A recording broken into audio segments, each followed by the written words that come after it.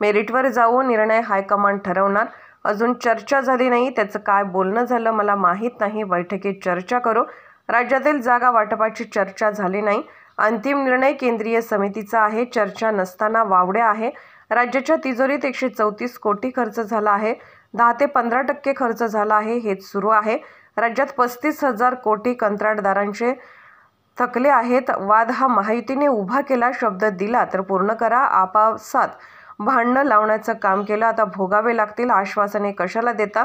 देशभरात 10 लाख लोक सहभागी होतील. विदर्भाने साथ दिली. आंबेडकर यांना संविधान दिले. 1920 नंतर विदर्भात स्थापना दिवस नागपुरात साजरा होत आहे. नाही, हा जो वाद तुम्ही किती लढणार, आम्ही किती लढणार, हे वाद हा वादाचा मुद्दा होऊ शकत नाही. ज्यांची जिथे शक्ती जास्त आहे, मेरिटवर आम्ही जाऊ आणि जागा लढू. आणि या संदर्भातला निर्णय जो आहे तो हायकमांड घेणार आहे. हा निर्णय काही राज्यस्तरावरचा विषय नाही, हा केंद्रीय स्तरावरचा विषय आहे.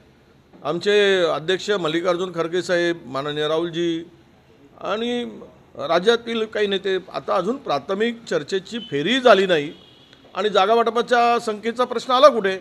हे काहीतरी मीडियामध्ये वावड्या उठवून आपसात भांडण लावायचा विरोधकांचा प्रयत्न आहे. संजय राऊत आता बोललेले आहे की आम्ही 23 जागाच लढवू. आमचं केंद्राशी बोलणं झालेलं आहे. नाही, आता त्यांचं काय बोलणं झालं आहे हे राज्याला माहीत नाही, त्यामुळे मी त्यावर अधिक भाष्य करणार नाही. ते जे बोलले असतील किंवा चर्चा झाली असेल, ज्यावेळेस बैठकीमध्ये बसू त्यावेळेस आपण बोलू. इंडिया आघाडीची बैठक झाली, त्या बैठकीमध्ये जागा वाटपासाठी जो तिढा होता, एक समिती जी आहे ती काँग्रेसने स्थापन केलेली आहे. प्रादेशिक स्तरावरती जाऊन ते करणार आहे. नंतर जागा वाटप जे आहे ते निश्चित होणार आहे. आता समितीचा अहवाल देखील 2 दिवसानंतर येणार आहे. नाही, असं हे राज्यस्तरावरची चर्चा अद्याप आमची सुरू झालेली नाही. ती चर्चा झाल्यानंतर जो ठरेल किंवा ज्यामध्ये चर्चेमध्ये काही जागांच्या संदर्भात कमी जास्तपणा असेल ते सगळं आम्ही हायकमांडला कळवू. आणि हायकमांडवर शेवट निर्णय कोण घेत असतं? अंतिम निर्णय घेण्याचा अधिकार हा केंद्रीय समितीलाच आहे, हा राज्यस्तराच्या समितीला नाही आहे. त्यामुळे ह्यावर आता मला वाटतं की चर्चेची फेरी सुरू नाही आणि विनाकारणच्या वावड्या ज्या उठवल्या जातात त्यामध्ये तथ्य नाही. एक तर आत्ताचे हे त्रिपुराचं सरकार हे घाबरलेलं आहे. यांचे सगळे सर्वे यांच्या विरोधात आहेत. त्यामुळे आता त्यांना भीती वाटायला लागल्यामुळे, भीती आहे त्यांना, आणि त्यामुळं ते आमच्यामध्ये डिस्प्यूट निर्माण होऊन फायदा कसा घेता येईल यामध्ये अशा ते वावड्या उठवत असतात किंवा त्या गैरसमज निर्माण करत असतात. या वावड्याने संजय राऊत कुठेतरी दबाव टाकण्याचा प्रयत्न करत आहे. काँग्रेसचे नेते याबाबतीत कुठेच बोलत नाही. पुढे येऊन संजय राऊत आधीपासूनच याबाबत वक्तव्य करत आहे. नाही, संजय राऊत काय म्हणाले, संजय राऊत म्हणू द्या. संजय राऊत जर 23 जागा लढतो म्हणाले तर आम्ही कशाला त्या संदर्भातलं खंडन करू? जो निर्णय आहे तो आमचे हायकमांड घेतील. त्यांनी जर ठरवलं आहे हायकमांडनी तर त्याच्यामध्ये आमचा अधिकार नाही. त्यामुळे या संदर्भात अधिक काही आम्हाला भाष्य करायची गरज नाही.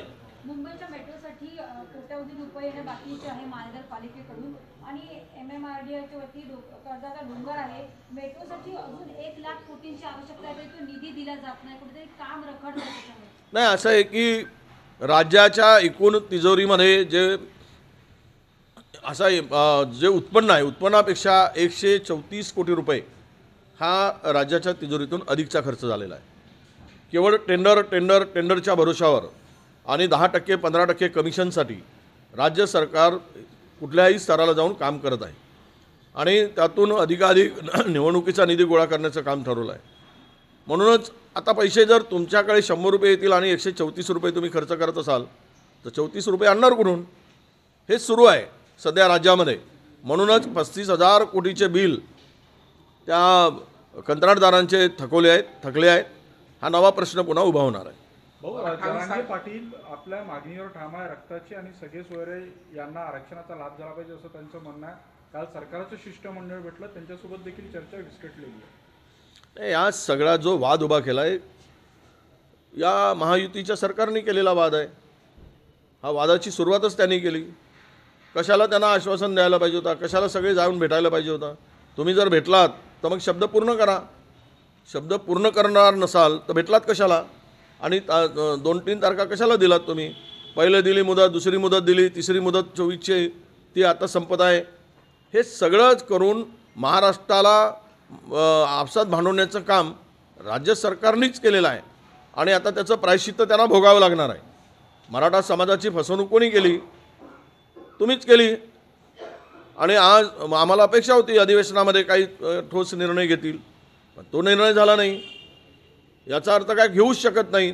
आणि जर घेऊ शकत नसाल तर आश्वासन फुकटचं कशाला देता आणि लोकांना कशाला फसवताय, हा खरा प्रश्न होतो. वडेट्टीवार साहेब, 28 तारखेला सभा होत आहे मोठी. कशा पद्धतीने कोणतं मैदान निश्चित झालेलं आहे आणि कोण कोण येणार आहे, किती कार्यकर्ते सहभागी होणार आहे देशभरातून? देशभरातून 10 लाख लोक सहभागी होतील अशी अपेक्षा आहे. एक 50 एकरचा ग्राउंड अंतिम आता होतो आहे आणि आजपासून त्या ग्राउंडची तयारीसुद्धा कामाची आमची सुरू होईल.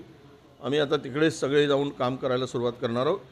पण मुळात असं आहे की ही सभा ज्या वेळेस काँग्रेस संकटात होती त्यावेळेस विदर्भाने साथ दिली आणि हे विदर्भामध्ये बाबासाहेबांच्या दीक्षाभूमी आणि बाबासाहेबांनी जो संविधान या देशाला दिला लोकशाहीसाठी, लोकशाही मजबूत करण्यासाठी, तर परमपूज्य बाबासाहेबांच्या आणि या देशाच्या मध्यवर्ती सेंटर ज्याला म्हणतो, 0 माईल म्हणतो, अशा ठिकाणी आणि विशेष करून विदर्भात ज्या विदर्भाने काँग्रेसला नेहमी अडचणीच्या वेळेस साथ दिली त्या विदर्भामध्ये काँग्रेसचा स्थापना दिवस 1920 नंतर साजरा होतो आहे. आजचा हा 138वा स्थापना दिवस आहे काँग्रेसचा आणि 1885ला काँग्रेसची स्थापना झाली. त्यानंतर 1920मध्ये अधिवेशन नागपुरात स्थापना दिवसाचा झालेला होता. त्यानंतरचा इतक्या वर्षानंतर आज ही संधी महाराष्ट्रामध्ये नागपूरला मिळते, विदर्भाला मिळते आहे. याचा आम्हाला नक्कीच अभिमान आहे आणि ही सभा एकदम ग्रँड होईल. ना भूतो ना भविष्यती अशी सभा, अशी रॅली या स्थापना दिवसाच्या निमित्तानं होणार आहे. जोरदार तयारी आपण केली आहे.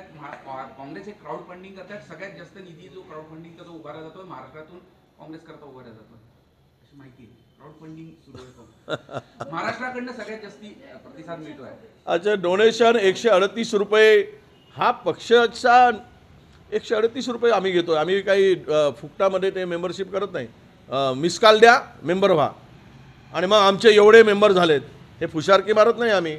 आम्हाला जो काँग्रेसच्या विचाराचा माणूस आहे, काँग्रेसला मानतो आहे तो पैसे देईल. काँग्रेसला त्याचे विचार आहेत, काँग्रेस विचारसरणीचा माणूस आहे तो आम्हाला निधी देईल.